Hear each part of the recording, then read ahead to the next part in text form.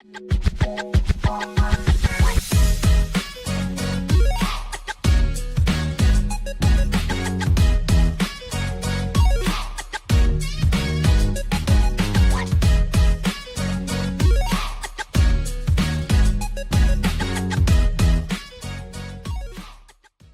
first of all, welcome to everyone on my behalf as well. It's really cool to have all of you here because I know that everyone is busy, so I appreciate it. So a quick intro on myself as well. So my name is Riku Pajari and I work as a digital marketing specialist here at Valve. And in digital marketing, I focus especially on search engine marketing, and out of that, especially on the advertising side, so paid search, which is of course the topic of today. And when it comes to paid search, I have over 4 years of experience from 3 different agencies, and I worked with B2C, public sector, and B2B. So when it comes to this topic, I do have some opinions on what are like the main potential differences and pain points when it comes to, especially to B2B paid search. And this will be the agenda of today. So first of all, why is paid search so important for B2B companies specifically? Then I also want to touch up a little bit on the state of search engines in 2025, because as all of you probably know at this point, the Gen AI tools have kind of disrupted the information search scene. So that is something that is also highly relevant. And then the main topic, of course, is going to be the things to actually focus on in B2B search. So I try to provide a little bit more like a broad themes on what to focus on, what to consider, and then also have some more concrete examples here and there. And I try my best to avoid going on a tangent and have a little bit of time for the questions in the end as well. So you can drop them in the chat if you have any.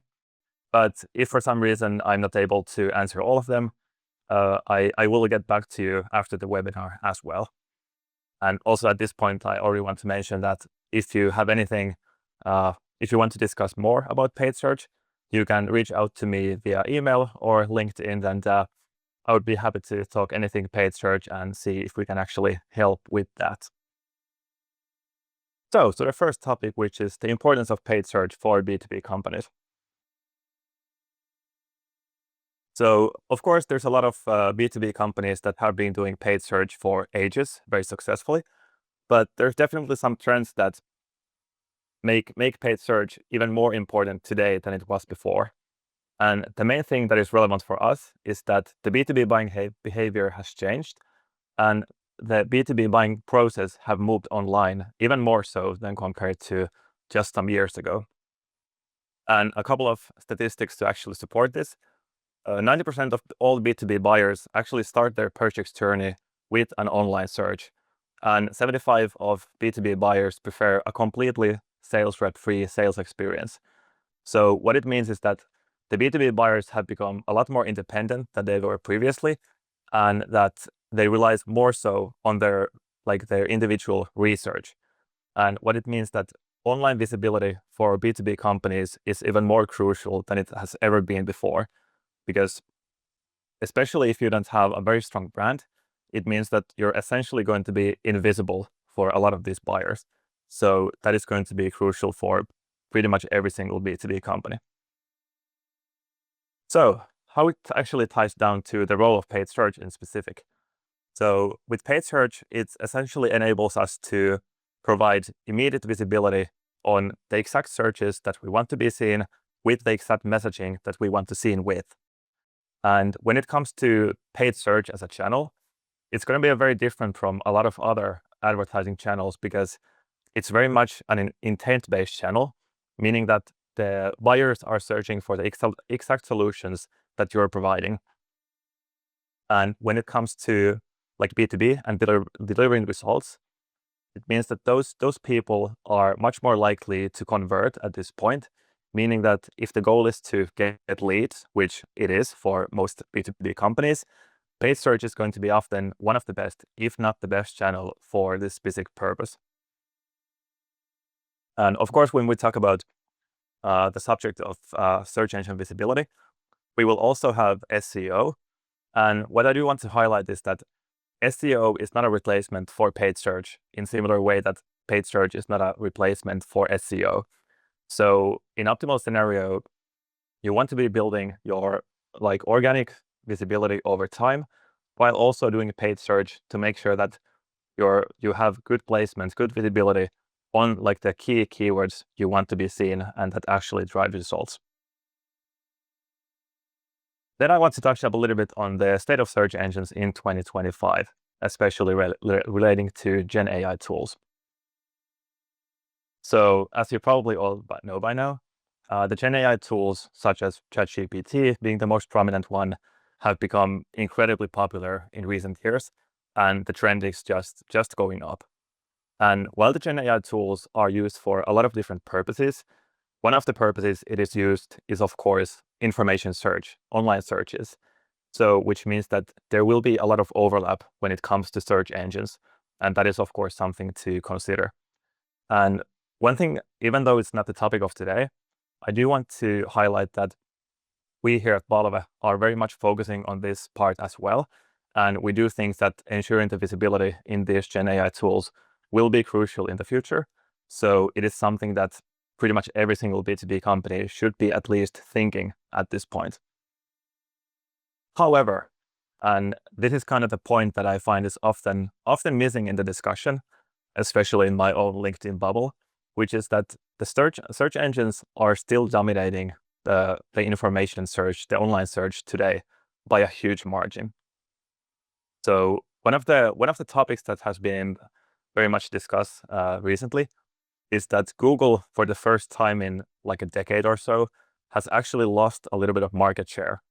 And while it is absolutely true, I do want to kind of highlight a little bit and provide some perspective on that. So, for example, Google searches in 2024 grew by 20% compared to 2023. And when we translate that to actual online searches, which means that Google is still getting roughly 373 times more searches than ChatGPT, which is the leading Gen AI tool at the moment.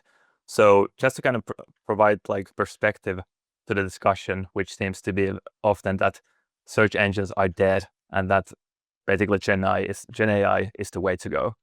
So while the trend is of course strong, the search engines are still doing very well at the moment.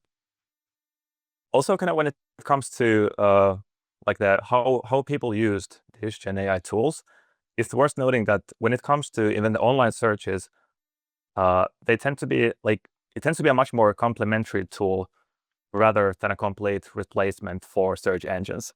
And while unfortunately we don't have a lot of like exact statistics for this, just based on other statistics and anecdotes, it seems that Gen AI tools are very much a complementary at this point. And also a couple points about the Gen AI use at the moment. The first one being that the usage actually varies a lot in different user groups. So for example, younger people tend to be much more ready to adopt these new technologies compared to older demographics oftentimes, which is also something that we need to consider when thinking about our like ICP, for example. The other point is that when we talk about like on information searches or online searches in these tools, for example, in ChatGPT, the informational searches are actually a lot more common than the commercial ones.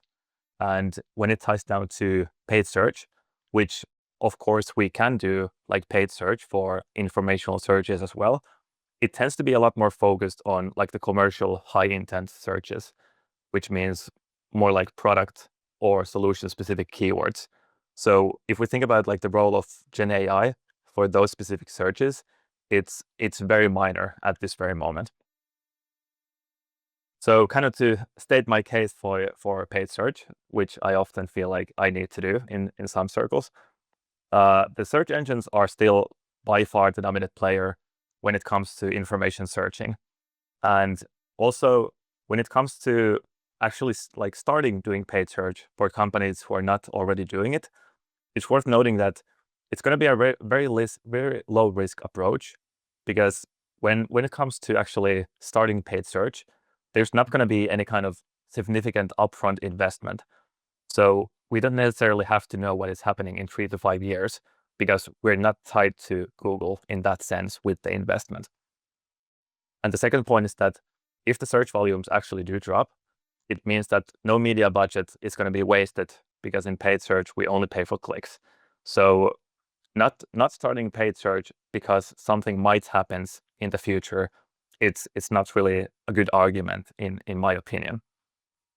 The second point is that when it comes to the discussion about like paid search or search engines versus Gen AI tools, is that the search engines such as Google are already integrating very heavily AI into their interface, which means that like the bigger, like large search engines are not going to be a complete like sitting ducks in this thing, but are also very much like hopping on the same trend. And when it comes to companies like Google, who basically have all the resources in the world and all the incentives to stay on this trend, I do believe that these search engines will be relevant in the future as well. And by extension, it means that paid search will also be relevant in the near future as well. Of course, the scene is moving really fast, so I'm not going to try to make any exact predictions because those tend to age like milk oftentimes because of how fast the technology is moving. But with this one, I am fairly confident.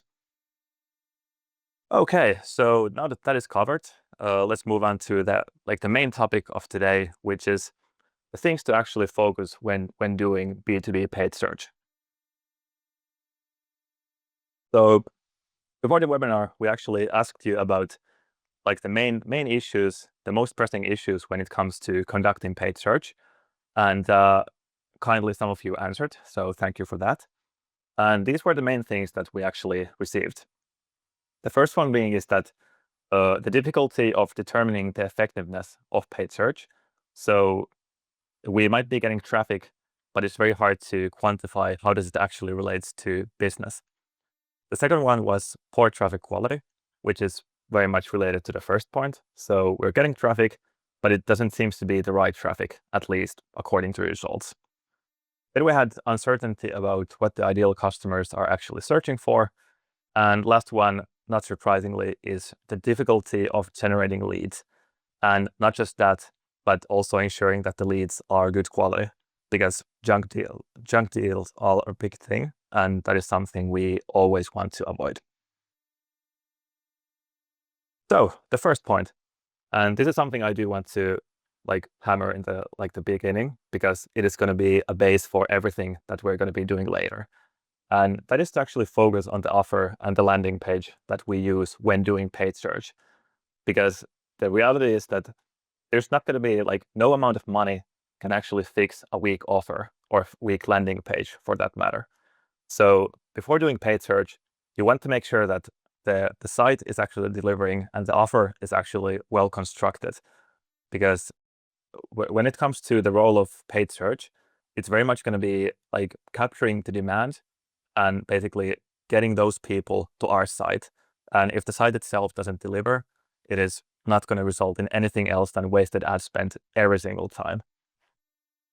Also, when it comes to having a relevant and optimized landing page, it kind of tackles the issue from two sides, in that it of course enhances the customer experience and increases the conversion rates if we're actually able to provide value for the user. And the second point is that it also increases the quality score in the eyes of Google, which means that the advertising will be by default less expensive. So when you focus on these two things, it kind of like, it almost like makes the advertising like, first of all, more effective, but also more affordable. And that is, of course, something that everyone wants.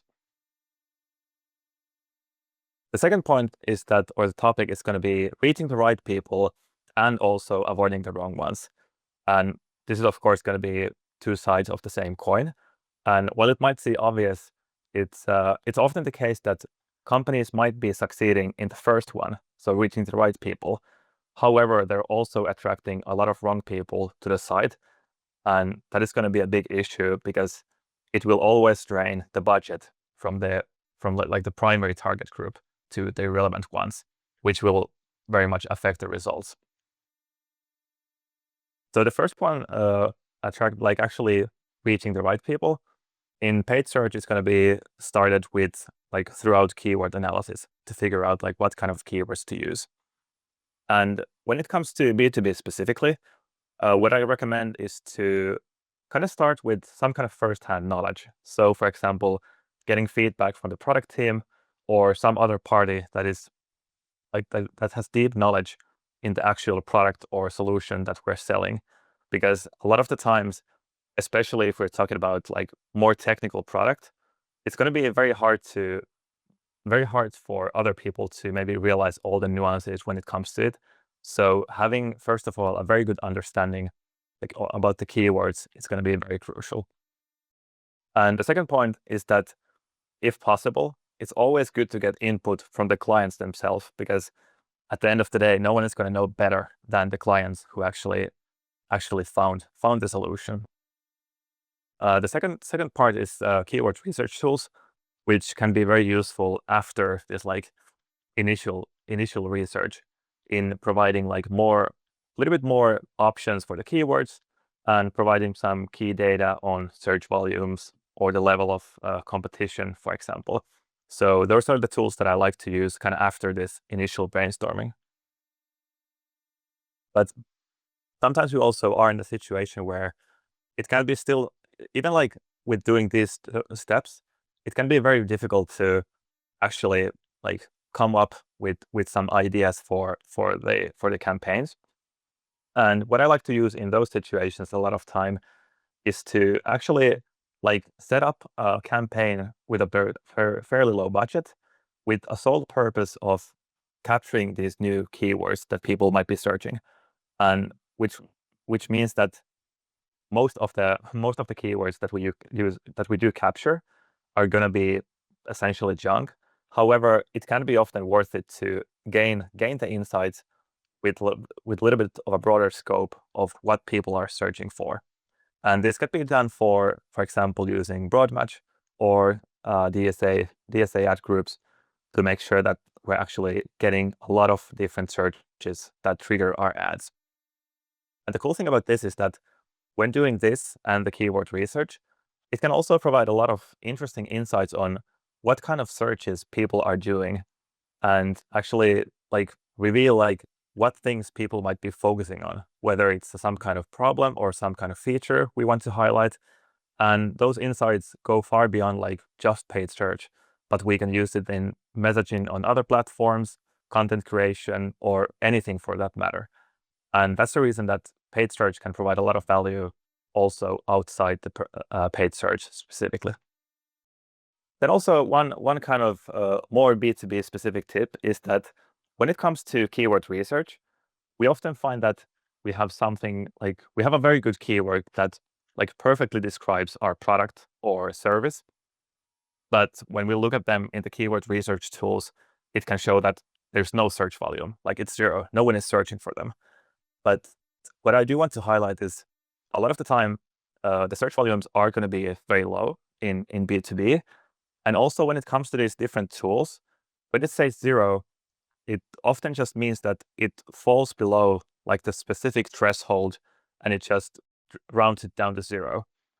So if you have those keywords that you feel that people might be using and that are perfectly relevant for your business, you do want to include those as well, because oftentimes they will have searches, even though it might not appear so in these tools.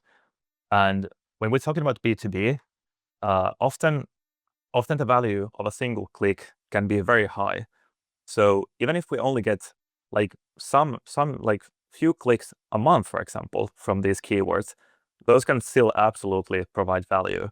So that is something to consider when doing keyword research. And then kind of to the question of how do we assess that what keywords the ideal customers are using for? So this research project process gives us a good, like an educated guess what they might be using. But what essentially matters is to actually assess the keyword level performance after you have been doing advertising. Because with that, you can actually assess that if the traffic that we get from these keywords is something that, well, of course, if we get leads, that's a very clear sign.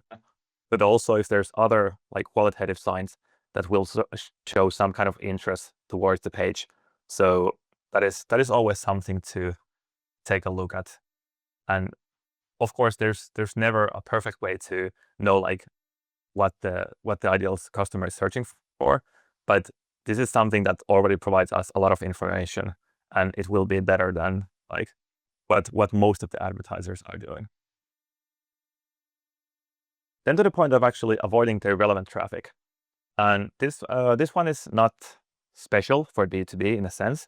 However, it's going to be a much more prominent issue compared to B2C for the reason that we're trying to do essentially everything in our power to get as little consumer traffic as possible, because those tend to be one of the biggest wastes of money in B2B search. And because in B2B paid search, the traffic tends to be relatively expensive. It means that even like a relatively low amount of consumer searches can take a lot of budget. And when it comes to actually like concrete ways to avoid it, we do have several things we can try to do. And the first one being is to use long tail keywords. So basically, instead of using just like a very simple keywords, we can use keywords for business. So have some kind of like clear intent behind it, so that we know that people searching for those are actually looking for B2B solutions. The problem with that is, however, that when we're dealing in a market such as Finland, often the search volumes are low to begin with. And when you try to kind of narrow it down even more, it means that we might not be getting any searches for those very specific keywords. And oftentimes, even the B2B buyers are not going to be making like super specific searches. So while that is a useful tool in some cases, it can be too restrictive a lot of times. The next point is going to be negative keywords. And that is because it doesn't like nowadays, it doesn't matter like what keywords we use, what type of keywords we are using. We will be catching a lot of irrelevant searches. So it is very important to like very often look at the search terms and add these negative keywords very often. For example, if and when we get clearly non-relevant searches, or we get a lot of traffic from some searches, but the performance is going to be very poor in a lot of qualitative metrics. Then when going outside the keywords itself, one thing that I find really useful is to actually pre-qualify with the ad copy. So instead of using like headlines such as ERP system, we want to use something more specific like enterprise ERP system to at least increase the chance that people searching will immediately realize that, okay, this is not for us, or this is actually exactly for us. And while this can be obvious, a lot of the times I find that because in Google search, you basically often use a lot of different like headline options, for example.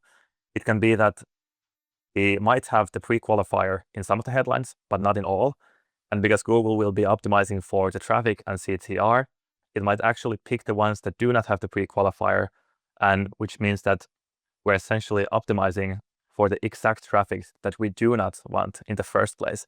So it's important to make sure that every time your ad is showing, that it actually like pre-qualifies already with the ad copy. But in some cases, we just have a situation where it is almost impossible to differentiate between consumer searches and B2B searches. And sometimes it requires a little bit more drastic measures in some sense. And one of the things I like to do in those situations is to actually, instead of just using the keywords themselves, then also use the Google audiences to narrow down the audience even more, which means that instead of targeting only people searching for these keywords, we only target people searching for these keywords and who are also recognized by Google to belong in a specific segment, for example. So, for example, people interested in enterprise solutions, which will narrow it down even further. And of course, those audiences are never going to be perfect. However, it can be a very useful way to tackle this issue in the cases that the other tools are just not enough. The next topic is going to be conversion tracking and actually optimizing for the conversions. So this is kind of related to, well, first of all, the previous topic of actually targeting the right people, but also kind of assessing the value of paid search, like with the actual business impact. So when we talk about tracking conversions, we talk about tracking specific actions that people actually do on the site that will provide value, or at least show some kind of interest that these people are the ones that we want to reach. So often in B2B, the leads are of course going to be the obvious one that we want to track and optimize for. But in some of the cases, the sheer number of leads can be so low that even if it might be enough for the business itself, it is not going to be enough for the algorithm to actually optimize the advertising for. And in those cases, we want to use some soft conversions that are clearly something we want people to do on our site and that show interest, but that happens more often than the lead itself. So for those, we can use, for example, newsletter subscriptions if we get those. And it can be something as simple as like contact info clicks. If we're, especially in the beginning, when we're not getting any leads, for example. So we can kind of feed the algorithm some important data on what we want the people to do on our site. The second point is going to be about actually quantifying the value. And the best way I find that it works is to actually track the leads in CRM. So what we want to do is connect the advertising platform, so typically Google Ads in this situation, to the CRM, so we can actually see that which campaigns, which keywords actually like brought the leads, and also what is the lead quality.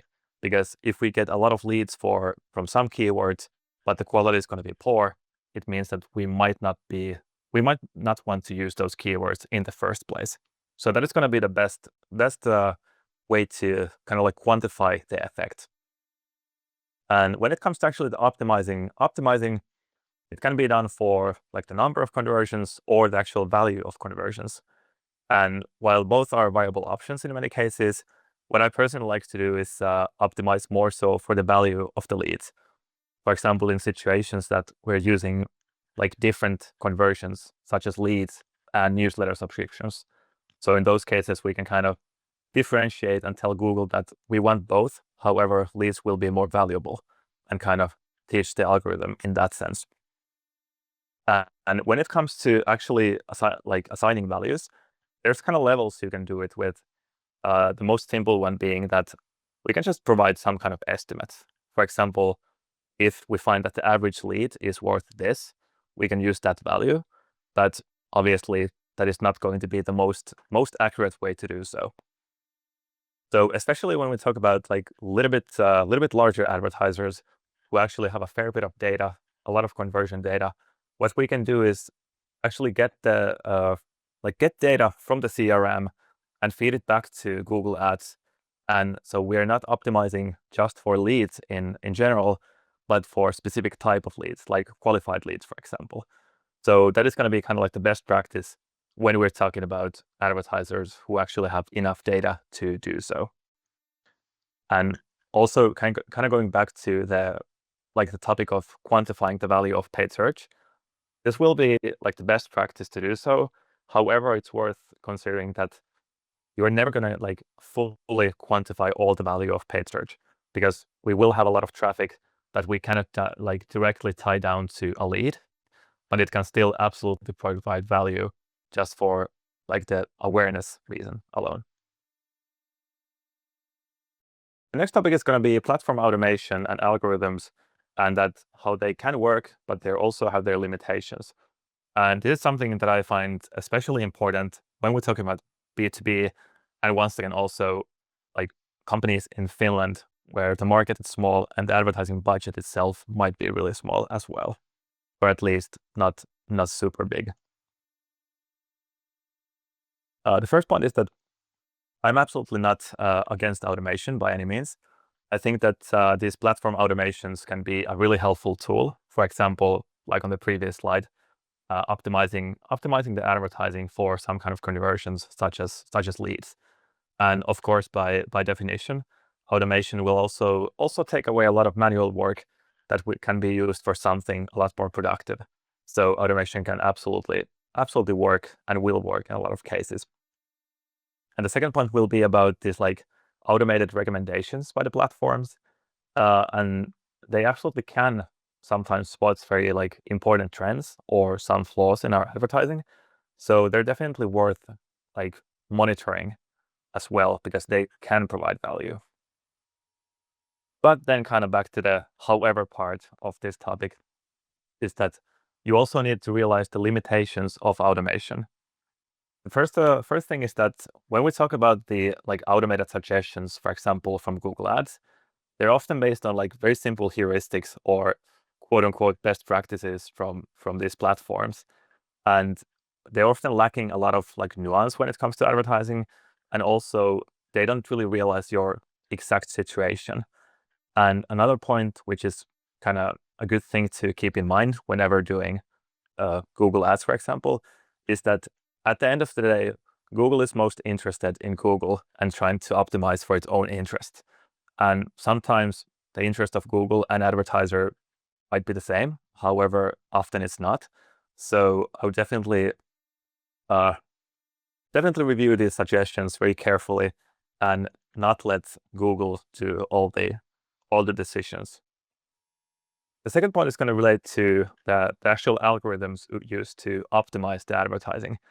And this doesn't apply just for like paid search, but any algorithms, like anywhere, is that they will always rely on a lot of data points to actually work. So once again, when talking about uh, like market like Finland, oftentimes the data volume is going to be low because the cost of individual clicks is very high. So we're just not going to get a lot of click data or conversion data. And what that means that it forces the algorithms to do a lot of guesswork, meaning that they will not work as efficiently as they should. So that is something to keep in mind as well. And then it comes to actually addressing these limitations. Some of my favorite things I like to do is first of all to consolidate the account structure to have more data points. And what this means is that instead of having necessarily like a 20 different campaigns with a very small budget each, you want to kind of assess that if we can reduce the number of campaigns and kind of consolidate them in order to provide more data inside the campaign so that, for example, the automated bidding can do a lot better work in the optimization process. And I find that this is also one of the things that have become increasingly important as in recent years. And this also makes in some sense, the like account handling a lot easier as well. The second point is about the automated recommendations, and it's that, like I said, you want to review them manually instead of opting for like the auto apply that Google offers, so that Google would like do some changes without asking you, because that is usually a sure way to get really subpar results from the advertising. And the last point is that you always want to test. That is like the first one. And when it comes to this automation, you sometimes want to test with a little bit more manual approach. And that doesn't mean going full manual, which I wouldn't personally do, but to consider some aspects and try a little bit more manual route. And this can apply, for example, for restricting the keyword types. So, for example, not going full broad match, but to have a little bit more control in the keyword targeting. And the second one is when it comes to ad copies, you can strive with a little bit fewer options so that you will have essentially more control on the messaging that you provide. Because a lot of the times in Google Ads, many advertisers can set, for example, 15 different headline options, and kind of let Google to figure out which of them are working the best, so it can use those. However, if we once again do not have enough data for this, it means that the algorithm just doesn't have enough information to work with, and sometimes it's a lot better to kind of handle this part more manually as well. And the next part, which is going to be very much tied to my last point, is that when it comes to paid search, it's very much reliant on constant optimization and testing as well. So paid search in specific, it's definitely not going to be the channel that you can just set up and basically forget, because paid search is very much about optimizing like small details all the time to make sure that we're reaching the right people, not reaching the wrong people, and adjusting the ad copy so it actually resonates with the people searching. So it's very important to be very vigilant when it comes to the optimization as well. And when it comes to the testing, it's good to realize that when it comes to these best practices, it doesn't matter if it's from Google or from whatever leading expert in the field. They might be a good starting point, but it's uh, it's worth noting that they're only going to be educated guesses. They will never know your individual situation as well as you do, and because of that, even though you might want to start with those, you still want to test all the time to make sure what is actually working, because that is the only way to know what is actually working. And while this can be applied essentially to like everywhere in these advertising accounts, I would like to say that like one of the primary ones are, for example, ad copies. You want to test different messaging, kind of what resonates, what doesn't, and for example, different bidding strategies as well, and keyword types. So basically everything that is related to advertising is something that you can and you should test relatively frequently. Then what I also have is think beyond Google when it comes to paid search. So because often when we talk about paid search, we're basically talking about Google Ads. It's almost going to be a synonym for that. And of course, even this presentation is mostly from the most concentrating on Google. And that is for a very good reason, which is that the market share of Google is, of course, huge. So it's going to be like by far the biggest player in the field. But that doesn't mean that other search engines wouldn't be able to provide value, because they absolutely often can. And my main point with that is that when we talk about like smaller search engines, for example, Bing, often they're like the overall search, the market share might be really low. However, I've noticed that a lot of the times the market share might be actually disproportionately high in some different user groups. So it can actually be like multiple times higher than the complete average. And what that means is that we can actually get a decent bit of like more more traffic from these other search engines than the averages might show. And when talking about like what kind of companies do I think that should be testing that, it's especially the ones that are already doing Google Ads and are succeeding in that, but might have some like very specific keywords they want to target, and they have already kind of, in a way, like tapped out the potential in Google Ads. They're basically capturing pretty much all the demand already. So trying different search engines to kind of with those keywords, it's a good way to basically grow the reach while retaining all the benefits of paid search as a channel. And when it comes to this, of course, it's unfortunately we don't have any accurate data on what user groups are actually using like other search engines. So this one also comes down to the testing bit, because there's no way to know if we don't test for it. And then the last real part is to actually keep up with the changes. That is something that I find extremely important for all advertisers. First of all, because the advertising platforms themselves are evolving constantly.